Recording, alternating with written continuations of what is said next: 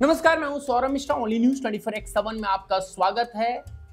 आज की एक बड़ी खबर, और उस खबर ने शायद अमेरिका को यानी ट्रंप को यह सोचने पर मजबूर कर दिया होगा कि उनकी औकात क्या है। इस खबर को आपको अधिक से अधिक शेयर करना चाहिए, क्योंकि भारत ने अपनी कूटनीति से यह साबित कर दिया कि भारत आंख से आंख मिलाकर चलने वाला है। थंबनेल में आप पढ़कर आए हैं कि भारत, रसिया और चीन अब तीनों मिल गए। जी हां, ये खबर है, ये बड़ी खबर है। और इस खबर पे जाने से पहले एक चीज और हम आपको बता दें कि आप सबको पता होगा कि ट्रंप 50% टैरिफ भारत के प्रोडक्ट्स पर लगाने जा रहे हैं अमेरिका में। यानी कि अब भारत जो एक्सपोर्ट करेगा उस पर 50% टैरिफ लगेगा। सबसे पहले इन 50% जो ये 50% टैरिफ लग रहा है, इसमें मैं आपको बता देता हूं कि अमेरिका में सबसे पहले जेनरिक दवाइयां महंगी होने जा रही हैं, जिसका पुरजोर विरोध अमेरिका खुद कर रहा है, अमेरिका के लोग कर रहे हैं। वहां पर आप कमेंट्स बॉक्स में बताएं कि ट्रंप क्या ये जो कर रहे हैं वो ट्रंप सही कर रहे हैं अपने देश के लिए या विश्व के फ्यूचर के लिए। आपको क्या लगता है? मैं आपको बता दूं, अमेरिका में जेनरिक दवाएं बहुत ज्यादा महंगी हो रही हैं, क्योंकि भारत ही एक लौता देश है जिसने कोरोना काल में अमेरिका को जेनरिक दवाइयां पहुंचाई थी और अमेरिका में कई लाखों जानें बची थी। लेकिन वही ट्रंप हैं जो अपने गुस्से के चलते, जिस तरह से रावण का एक घमंड था ना, चूर चूर हो गया, उसी तरह से ट्रंप का भी घमंड है। और हमारे देश में बैठे जो राजनेता राजनीति कर रहे हैं इस पर, उनको एक बार सोचना चाहिए कि ट्रंप अपने लिए ये कर रहा है। ट्रंप अपने देश के लिए नहीं कर रहा है, ना कि भारत के लिए कर रहा है, ना विश्व के लिए कर रहा है।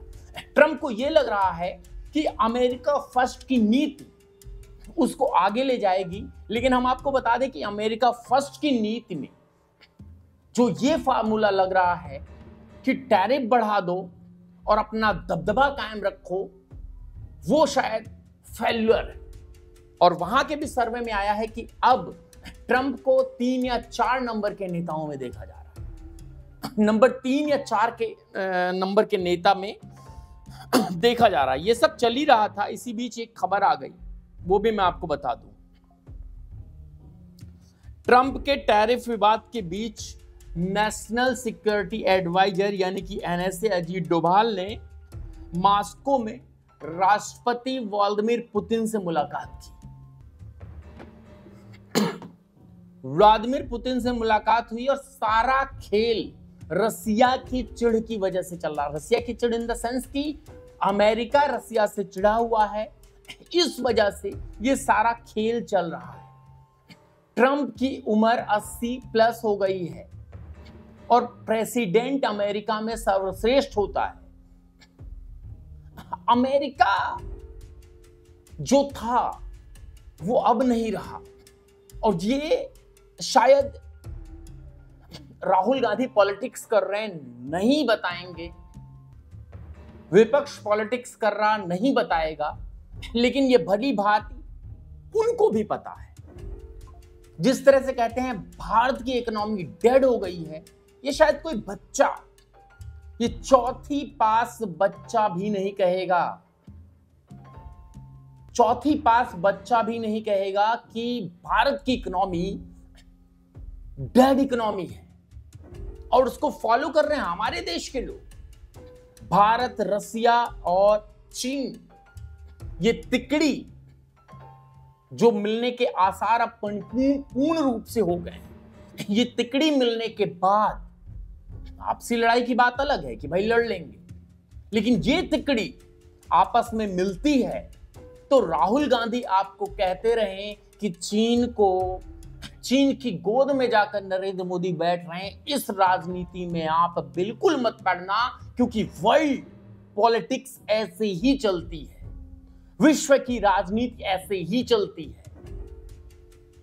बहुत सारे लोग एग्जांपल ये देने लग जाएंगे कि साहब नेहरू ने भी ऐसा किया होगा उस वक्त की कुछ मजबूरी रही होगी, जो जमीनें दे दी थी नेहरू ने बंजर बोलकर। लेकिन दोस्तों इतिहास गवाह बनता है, ऐसी कोई मजबूरी नहीं थी भारत के सामने जो चीन को देना पड़ जाए। मैं यहां ये करने नहीं बैठा हूं कि मैं नेहरू को नीचा दिखाऊं, कांग्रेस को नीचा दिखाऊं।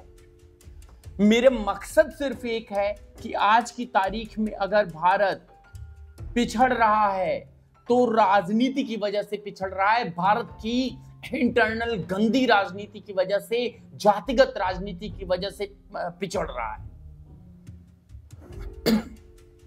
बाबा साहब अंबेडकर को लड़ाया जा रहा है किसके साथ? भगवान श्री राम के साथ इंटरनेट पर। यह सब कुछ एक आम दलित नहीं कर रहा है, उसको हूटिंग दी जा रही है, उसको हूटर दिया जा रहा है कि भाई तुम ऐसा करो, ये करने की तो गर्व की बात है, डिस्ट्रॉय करो। भगवान राम ने ये किया था। आप कहेंगे कि मैं मुद्दे से जो है भटक रहा हूं। नहीं भाई, सारे मुद्दे एक दूसरे से अटैच्ड हैं। और मैं आपको बताता हूं कि मैं निष्पक्ष पत्रकार हूं। इसी चैनल पर बैठकर मैंने नरेंद्र मोदी को भी गाली दी है। गाली दी है मतलब गाली नहीं होती, मतलब मैंने विरोध किया है। इसी चैनल पर बैठकर मैंने राहुल गांधी का विरोध किया है।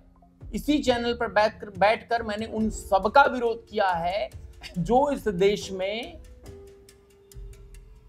मतलब आप मान सकते हैं कि देश के खिलाफ कर रहे हैं। जब फ्लाइट क्रैश हुई बोइंग एयर इंडिया 171, माफ कीजिएगा 178,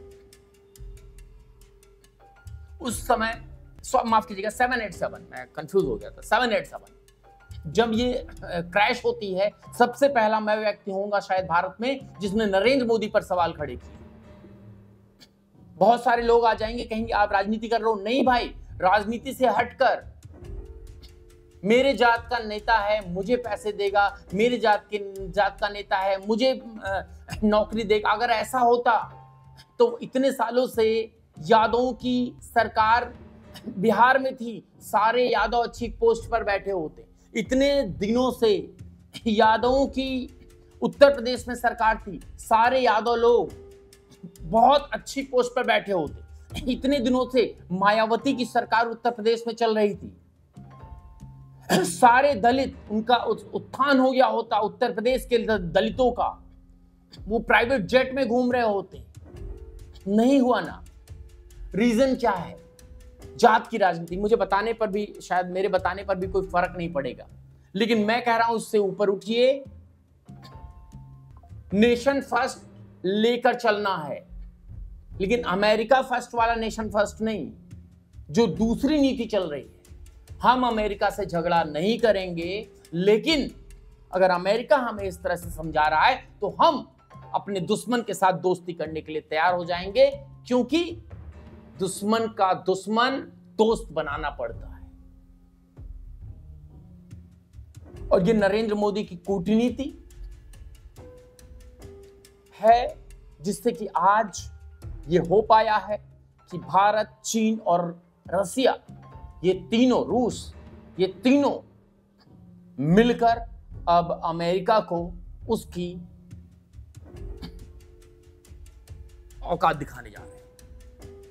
चीन की अपनी खुद की मजबूरी है, रसिया हमारे साथ रहा है। हमारी अपनी मजबूरी है चीन के साथ जाना, चीन की अपनी मजबूरी है हमारे साथ जाना। लेकिन अमेरिका को अगर खत्म करना है, अमेरिका को अगर जवाब देना है, तो भारत, चीन, रसिया अगर तीनों मिलते हैं तो अमेरिका की जो ट्रम्प साहब हैं उनकी सरकार भी नहीं चल पाएगी शायद।